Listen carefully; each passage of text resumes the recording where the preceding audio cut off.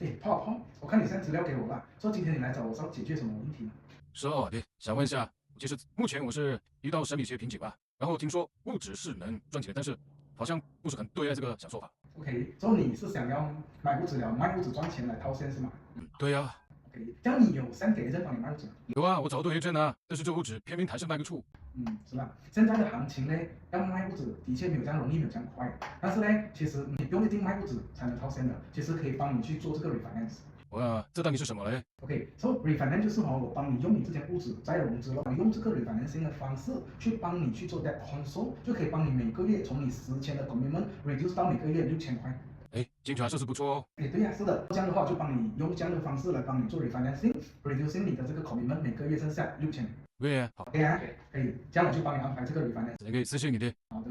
So，如果在座的各位你们有房子想要做 refinancing 来 reduce commitment 的话，欢迎联系我 Dave 大夫。